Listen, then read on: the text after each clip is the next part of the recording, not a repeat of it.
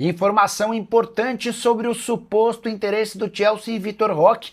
Vídeo de hoje do canal do Nicola traz mais detalhes e fala também do Flamengo com caminho livre para a contratação de Vitão. Quero te atualizar sobre as trocas entre São Paulo e Botafogo, novidade importante também no Corinthians. Teve zagueiro recusando duas ofertas de rivais do Brasil. Para completar, Everton Cebolinha pode virar reforço do Fluminense? Falo também sobre o Galo, interessado em um centroavante grego. O Vasco está perto de contratar um atacante, um meio atacante. Falo também sobre uma declaração do pai do Gerson a respeito do futuro do jogador. Tem as últimas do mercado, bastidores, finanças e muito mais.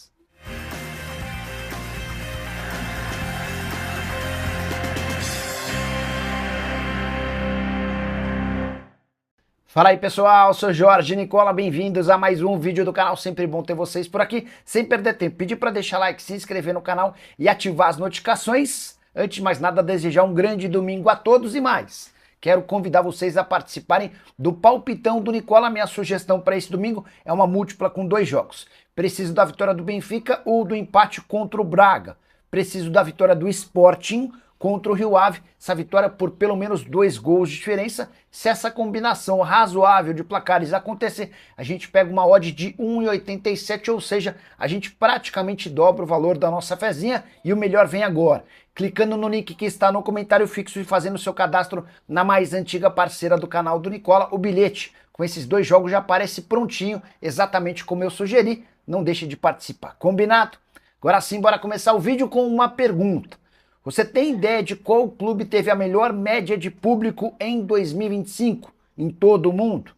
Antes de você responder, vou dar mais uma dica. Esse time já havia registrado a melhor média de público em 2023 e em 2024, ou seja, 3 anos seguidos. Acertou quem respondeu, o River Plate.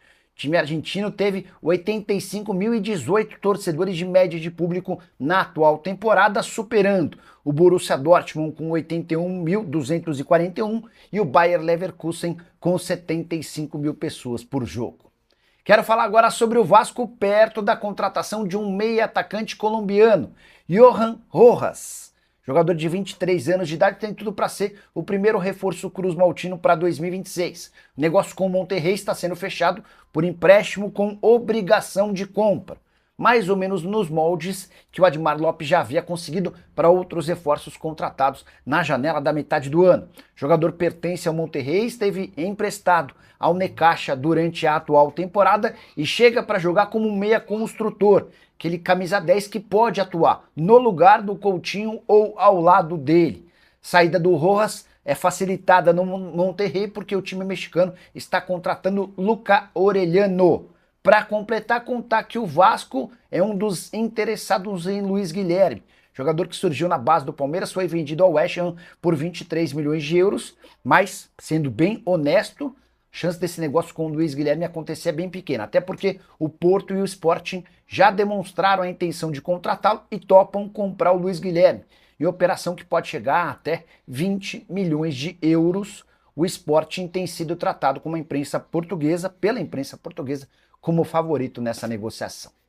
Hora de falar sobre Gerson, o pai do meio atacante. O seu Marcão deu uma entrevista a Itatiaia para responder sobre o futuro do atleta. Você sabe, o Gerson tem sido oferecido para vários clubes de futebol no Brasil, dificuldade de adaptação à Rússia e a vontade de participar da próxima Copa do Mundo justificam essa decisão de sair da Rússia. Dá uma olhada no que disse o Marcão, abre aspas, o desejo do Gerson é jogar a Copa do Mundo. Esse é o grande desejo dele. Se o projeto é ousado ou não, o tempo vai dizer. Mas cada um vai até onde tem coragem. Espero que o projeto do Cruzeiro seja lindo, cheio de conquistas, mas o Gerson tem contrato com o Zenit. Caso alguém queira comprá-lo, o Zenit tem que querer vender. Em suma, disse bastante coisa, mas a parte mais importante é quando o seu Marcão destaca que o Gerson quer jogar a Copa do Mundo. E para isso, ele precisará deixar urgentemente o Zenit. Se continuar jogando pouco, como tem acontecido no futebol do leste europeu, dá para cravar que o Gerson estará fora da próxima Copa do Mundo. O que eu escutei de uma pessoa do Cruzeiro antes de gravar esse vídeo é que a negociação entre Gerson e Cruzeiro ainda pode acontecer, até porque o Tite faz bastante força, mas não deve ser nada para os próximos dias, uma negociação extremamente longa, difícil, complicada, com uma série de coisas que precisam ser ajustadas. A inclusão do Jonathan Jesus é também uma possibilidade, beleza?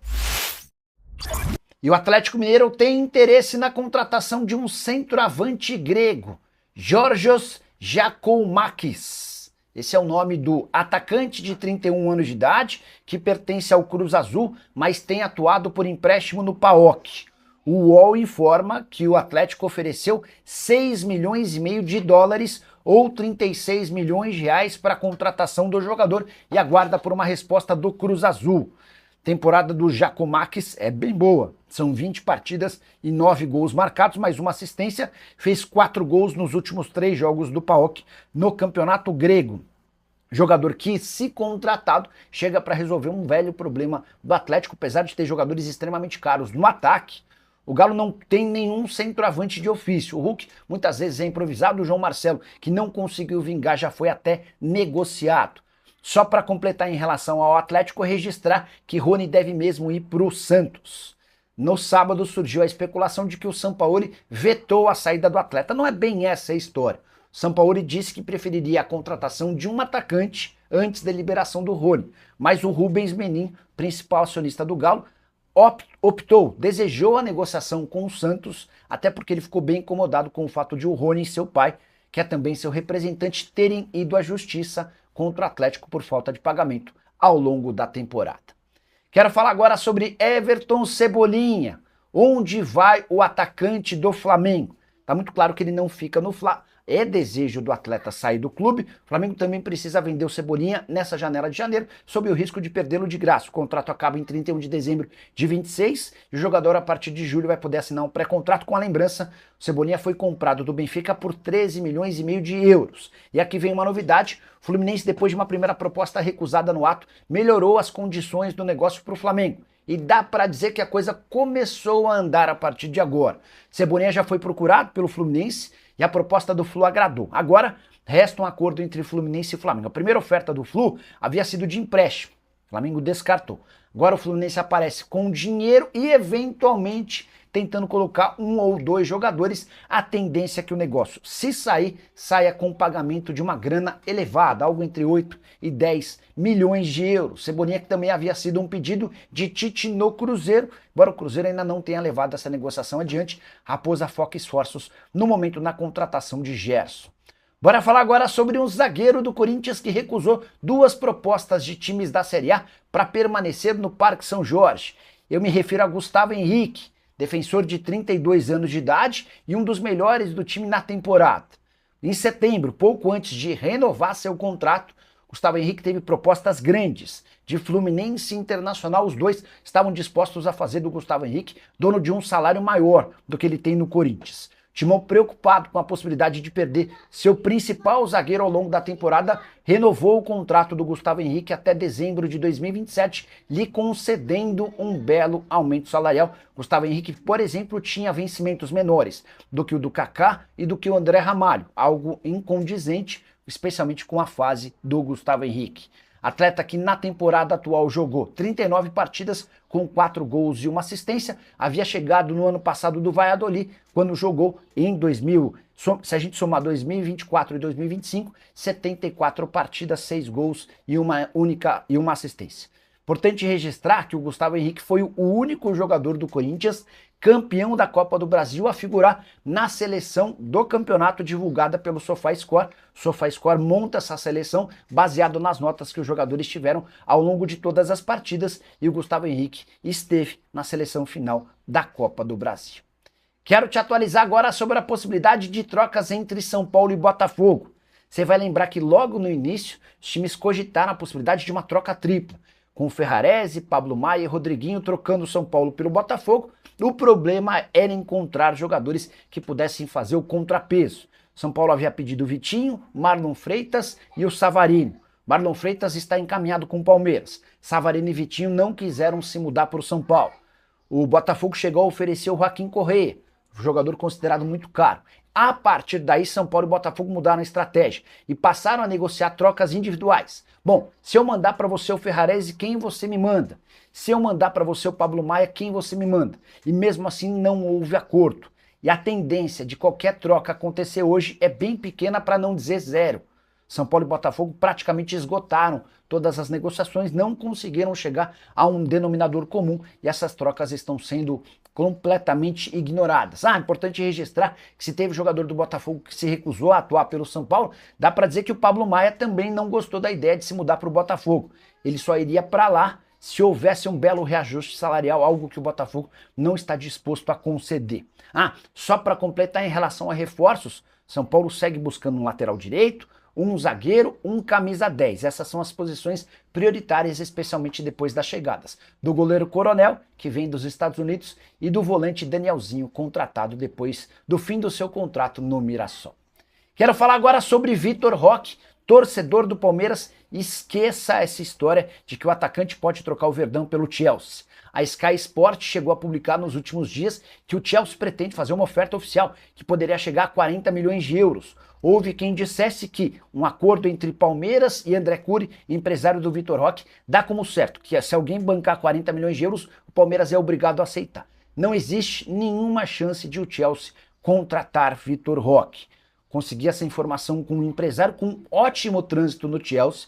Essa pessoa me assegurou que o Chelsea não tem interesse na contratação do Vitor Roque.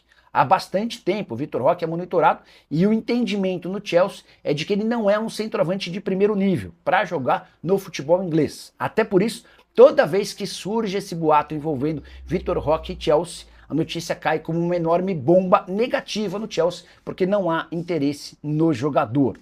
O Vitor Roque ficará no Palmeiras? Não terá propostas de outros clubes? Isso não dá para dizer. Mas sobre o Chelsea, que é sempre alvo de especulação, essa ideia está completamente descartada. Jogador contratado como o mais caro da história do Palmeiras, operação de 25 milhões de euros, início muito difícil. Ele termina a temporada em alta, fazendo gols e jogando bem. A tendência é que o Vitor Roque continue evoluindo e chame a atenção de clubes grandes para sair talvez em julho de 2026 ou em outras janelas. Quero falar agora sobre Vitão, zagueiro pretendido por Cruzeiro e Flamengo. Cruzeiro está fora da disputa. Na noite desse sábado, a Raposa optou por desistir da negociação, por entender que não entraria num leilão contra o Flamengo. Só para refrescar sua memória.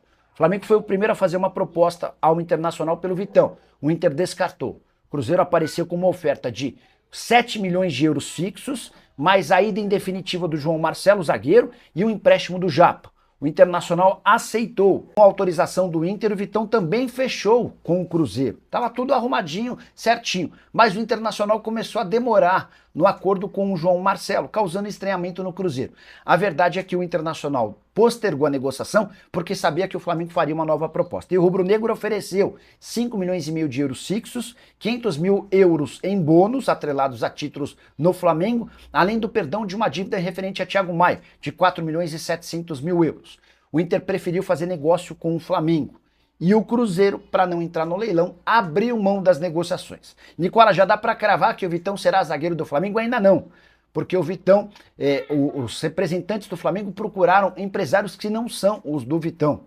Então ainda há necessidade de um acordo entre o rubro-negro e o Vitão, mas a tendência é que com o Cruzeiro fora esse acordo aconteça e o Vitão se torne reforço rubro-negro, se juntando a uma zaga já muito boa de Léo Ortiz, Léo Pereira e Danilo. O que você pensa sobre Vitão no Fla?